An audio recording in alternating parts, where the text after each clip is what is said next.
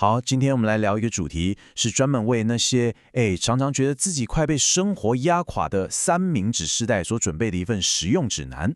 你是不是也觉得自己好像被卡住了哈？上面要照顾年迈的爸妈，下面要拉拔自己的孩子，然后同时自己的事业也不能放掉，那种压力，我想你一定很懂。你看“三明治世代”这个词，哇，真的把那种感觉讲得太贴切了，就是一种被四面八方的责任夹在中间，快要喘不过气的感觉。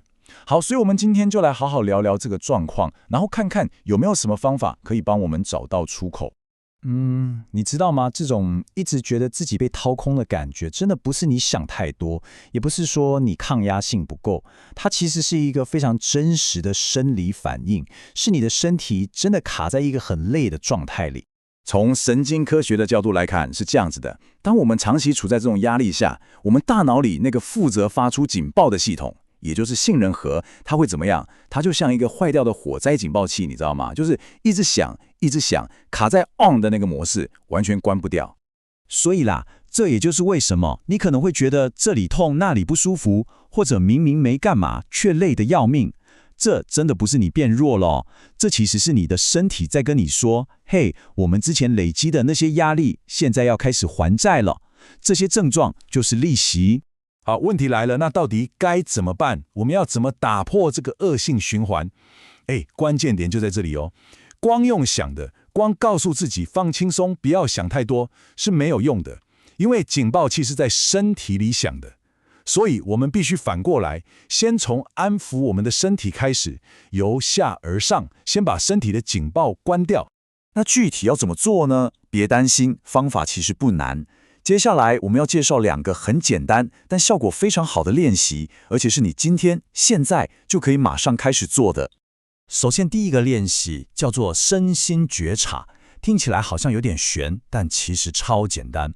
这个动作的力量就在于，它可以把你从那个忙到团团转的自动驾驶模式中一把拉出来，让你重新感觉到自己的存在，而不是被那种好像有只老虎在后面追的生存本能给绑架。再来，第2个练习就是自我调节。你可以把自己的身体想象成一台车，而呼吸就是它的刹车。其中一个最快、最有效的方法，就是把注意力放在吐气上，而且是又慢又长的吐气。你只要这么做，身体里负责放松的那个开关就会被打开。这等于是直接传一个讯息给你的大脑说：嘿，没事了，安全了，警报可以解除了。好，当我们的身体透过这些练习开始慢慢的稳定下来之后，我们就有力气去处理下一个大魔王了，也就是我们心里那个一直在背后推着我们，让我们压力爆棚的声音，那个追求完美的声音。我们每个人的心里其实都住着一个内在的管理者，他不断在鞭策我们，叫我们再努力一点，再多赚一点钱，给家人更好的。但我们要理解一件事，这个管理者他的出发点是好的，是出于爱，也是出于害怕。他很怕家人过得不好，但吊诡的是，他也正是把我们所有力气都榨干的那个元凶。所以你看，跟这个声音硬碰硬是没有用的。关键是什么？关键是练习对自己温柔一点，也就是所谓的自我慈悲。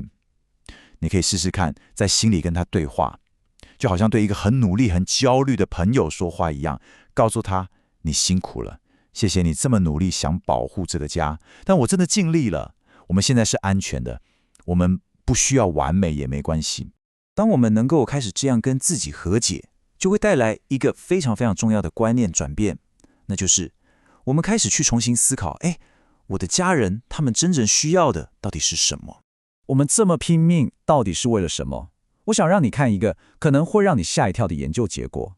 有研究很清楚地告诉我们，一个孩子能不能有足够的安全感，能不能好好长大，最重要的因素竟然不是家里多有钱，玩具买多少，而是照顾他的人情绪稳不稳定。也就是说，你一个平静稳定的你，比任何你能买给他们的昂贵礼物都还要珍贵太多了。这就点出了一个我们很多人内心最大的矛盾。你看，社会好像一直告诉我们，要给家人最好的，就是要拼命赚钱，提供最好的物质生活。但事实上，我们的家人、我们的孩子、伴侣，他们心底最渴望的，其实是一个情绪稳定，可以好好陪着他们的你。而且你知道吗？要给出这份最棒的礼物，根本不需要花更多钱，也不需要你挤出更多力气。他需要的，只是你把注意力转个方向，去创造一些真正有连结的小时光。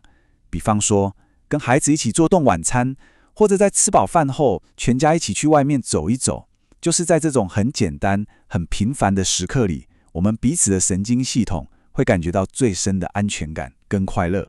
所以，请你一定要把这句话牢牢地记在心里，让自己成为一个身心稳定的人，就是你对这个家最大的贡献。真的，照顾好你自己绝对不是自私，正好相反，这才是你能够给家人最无价也最根本的礼物。你想想看，如果有一天你给家人的不再是你的疲惫跟焦虑，而是你自己的平静呢？当你学会安顿好自己的内在，你就不再只是一个被压力追着跑的爸爸妈妈或子女，你本身就成了这个家最温暖、最安稳的那个避风港，一个能让每个人都可以在里面好好休息、安心长大的地方。